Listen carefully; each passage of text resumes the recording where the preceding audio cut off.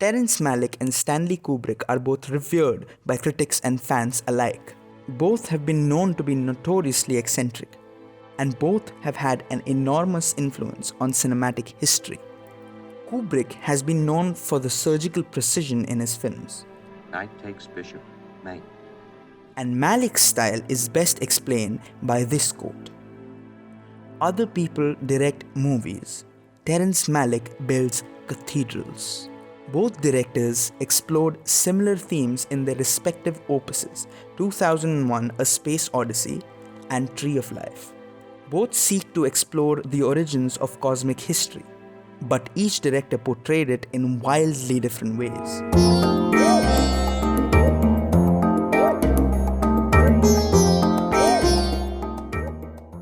In the famous 20-minute segment of Tree of Life, Malick explores what Michael L. Fink has described as the birth of consciousness, or the birth of compassion, the first moment in which a living creature made a conscious decision to choose right from wrong and good from evil. As the sequence kicks off, a mother who has just lost her child laments to her God, saying, Lord, why? Where were you? Malick started the film off with a quote from the book of Job. Just as in the story of Job, God does not respond to the mother's questions. Malick seems to be hinting at the narcissism of humanity to ask questions of the universe, forgetting how insignificant we really are in front of the might of the entire universe. The sequence guides us through the creation of the universe and the earth, and Malick's metaphorical God seems to be echoing the mother's questions back to us, the viewer.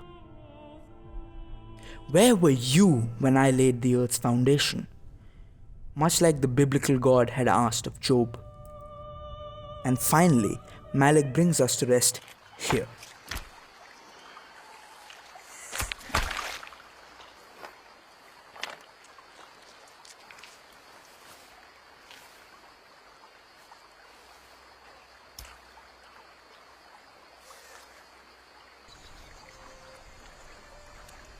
Malick's purpose here is to impress upon the viewer their own insignificance and to explore the birth of compassion. These towering visuals and the pacing accentuates Malick's purpose.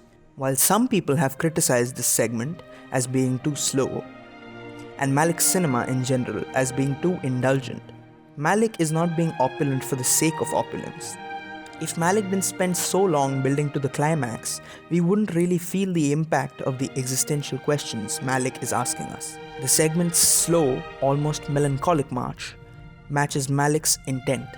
And while Malick explores these themes in a 20-minute segment building to the climactic moments with beautiful, indulgent visuals, Kubrick instead does it like this.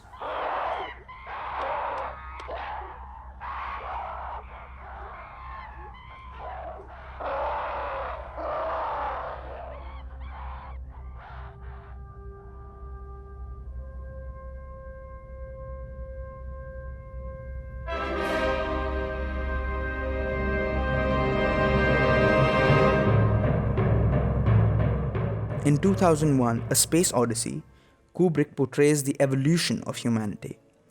The first segment of Kubrick's opus, titled The Dawn of Man, follows two groups of apes competing over sparse resources.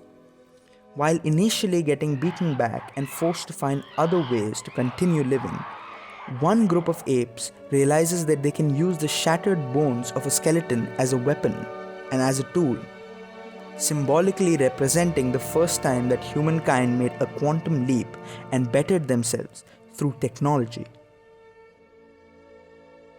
The group of apes then reclaims their old land through a formidable show of strength, scaring away the apes who did not have this technology. From here, the film moves to the next segment, set in space, hundreds of thousands of years in the future. Kubrick is faced with a conundrum. How do you connect the two segments spanning two completely different time periods, but joined by this idea, this theme of technology? One way, of course, is the route that Malick took, but Kubrick instead uses a match cut. A match cut is a cut from one shot to another where the composition of the two shots are matched by the action or subject and subject matter. Kubrick uses this match cut to compare the bone, the first tool or technology that humankind uses, with the spacecraft, the latest leap in technology. By directly comparing their shapes, he's showing you how that first quantum leap and the use of the bone, the first tool, directly resulted in the spacecraft that you see on the screen right after the bone.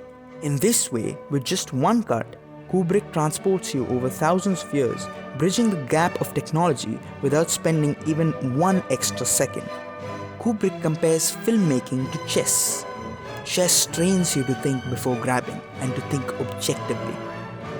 A methodical filmmaker, Kubrick used chess as an inspiration to turn the hectic production of 2001 into a clinical masterpiece. This cut specifically demonstrates his mastery over the tool of cinematic concision.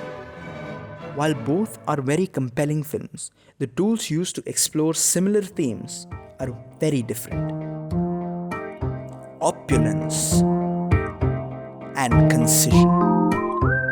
If you liked the video, please do like and share, and let me know what you think of this video in the comments.